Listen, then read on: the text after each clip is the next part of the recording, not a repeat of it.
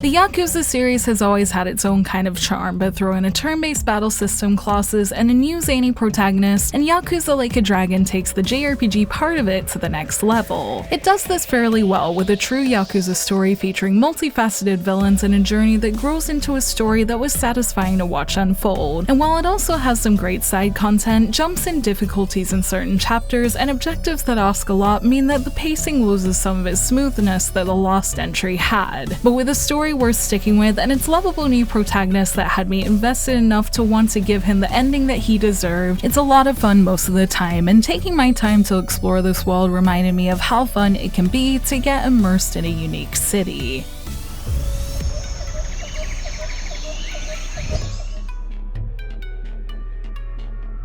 In the 8th main entry to the Yakuza series, Like a Dragon takes a new direction, focusing on new protagonist Ichiban Kasuga, who starts the story as a young member of the Tojo clan. He spends his time serving the Arakawa family, until one day he's given the task of taking the fall for a murder he didn't commit, which he graciously takes as an opportunity to repay the family for all they've done for him. This leads to him serving a long 18-year sentence, which he serves waiting to meet his leader and father figure Masumi Arakawa again, only to leave prison to find no one waiting for him and that everything he once knew about the Tojo clan has changed. This prompts him to seek out Masumi for himself, except ends with him getting shot and waking up in Yokohama's Ijincho, patched up by a homeless ex-nurse called Namba with more questions than answers. From there, in a true climb from rock bottom, he sets out with Namba and other new friends to get to the bottom of what's happened to the Arakawa family and the leader he was willing to go to prison for, and the web of stories that comes together as the story plays out makes for a memorable journey with plenty of secrets to uncover in each and every chapter.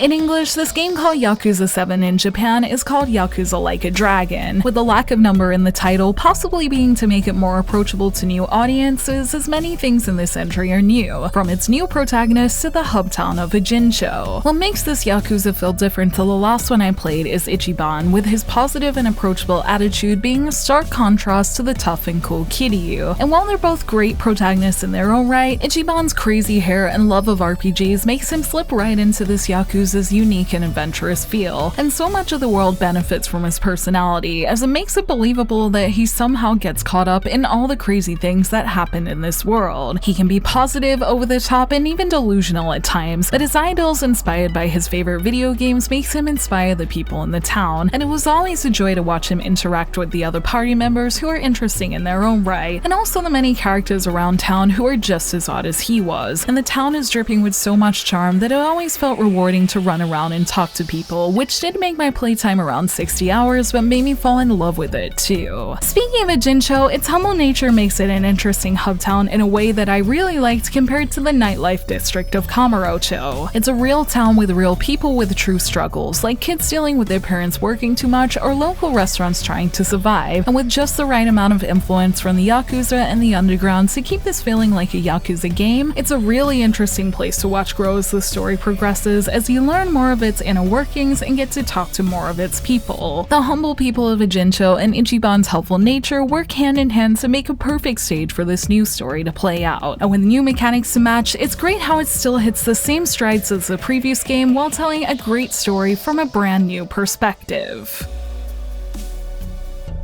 Continuing the theme of changing up some of its core plots, Like a Dragon has gone from having action-based combat mixed with RPG elements to becoming a JRPG in every sense, with everything from its turn-based combat, classes, dungeons, and even Ichiban's love of RPGs really making this side of Like a Dragon a core part of the game. While it does make it feel different to the last game I played in this series, the reason I ended up playing this series was because it had RPG elements, so seeing more of them here is something I can't really complain about, and the way Like a Dragon goes that extra mile to make them over the top like this series is known for makes them a welcome addition to this series that makes things more outlandish in a good way. The turn-based system is a lot of fun to use, bringing in its own RPG systems that create elemental attacks out of things like turning alcohol into flames in that unique Yakuza way that makes each battle a very colorful affair. It's not without depth though, as you can be on the field fighting with a weapon that you bought from an adult shop in the game, but that weapon has its own stats, type of damage it deals, and sometimes even even an element, and all the humor mixed in with the standard JRPG buffs, debuffs, and status elements you'd expect, alongside a few of their own such as the drunk one. Everything in this turn-based system has a memorable twist on it, and the way Like a Dragon makes everything its own makes this change in combat feel seamless and very fun at the same time. There's also the great class system that features unique classes such as Homeless, Idol, and Chef, which aside from their outlandish attack animations creates a lot of opportunity for character customization and replayability, as they all have a maximum rank of 99, meaning it takes a while to fully develop each one to their best stats if you want to get the most out of them. I like that this gave each one depth, but it did also mean I stuck with the same ones throughout my playthrough, as I didn't want to start from scratch again, which was a small bummer for my first time through, as there are a lot of fun ones to try. This does also give me a reason to come back and play more though, which I think is worth it, as some of the animations of these are really amusing when you unlock them, especially if you want to see all the humor this game has to offer. Even though I didn't want to change classes much in my first playthrough, there was one feature I was more than happy to play around with, which was the Palmates one that acted kind of like summons. It featured its own fair share of over-the-top animations, and each one I got felt like a badge that showed off the many things I found while playing in this world, which, considering I did quite a few quests in the part of the game where I had to grind, it made doing this more interesting, as it was always exciting to get a new one. The only catch is that they take a hit to Ichiban's wallet to use them, but with certain boosts that only they can offer, such as becoming numb to pain or giving all enemies poison, they were great for changing the tide of battle, and I always enjoyed watching their crazy animations, as they really do visually capture the spirit of this game. It's this combination of Yakuza's fun side with JRPG mechanics that is where Like a Dragon shines brightest, and especially the fact it's a more adult JRPG featuring things like a bonding system mixed with alcohol, one-of-a-kind quests, and all those colorful animations that make it feel so different to other JRPGs while still fitting in as a different take on the Yakuza series. All these things together make Like a Dragon feel like a fresh take on the JRPG genre, so while I'll get into talking about its imperfections, there's plenty to like in this experience if you think these aspects look good, and its colorful take on being a JRPG is a refreshing thing that I hope we see continue in the series going forward.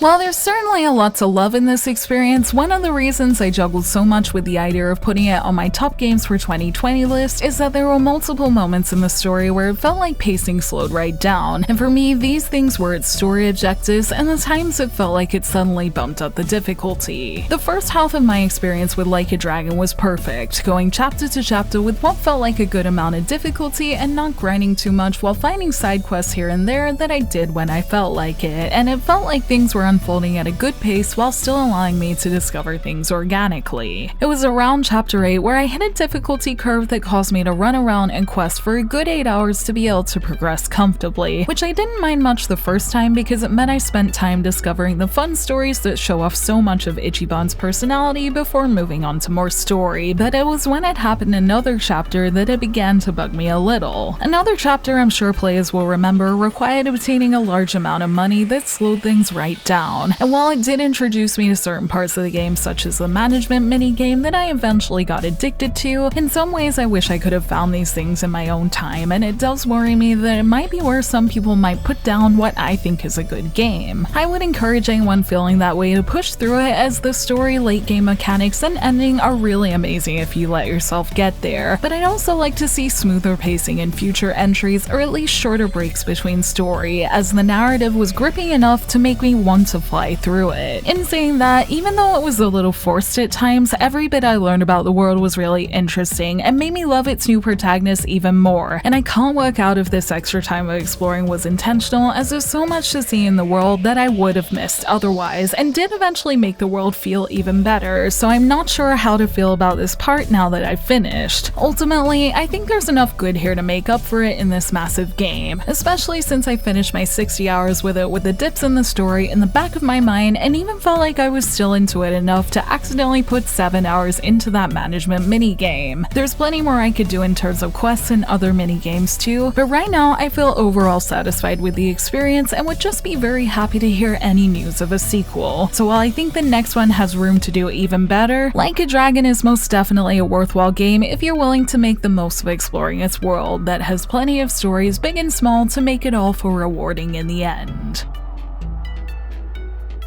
With a new protagonist, new gameplay, and a new town to fall in love with, while it has its strengths and weaknesses as a new take on the Yakuza series, the amount of charm and good story in this game made me fall in love with it in the end. Its colorful turn-based gameplay worked surprisingly well for a game that was much more action-based in the past, and satisfies the JRPG fan in me while still giving it that Yakuza spin that makes it so much fun. The amount of personality in this game really helps it shine, and whether you came to explore its quests, play mini-games, or drink with its characters, there are a lot of fun surprises to find the more you dive in. As the last game I played in 2020, it was a memorable end to another year of playing games, and really topped things off with its own unique type of fun. So if it's one of the games you missed from last year, I'd say don't sleep on this new Yakuza entry, and I look forward to whenever more is announced for this unique and exciting series.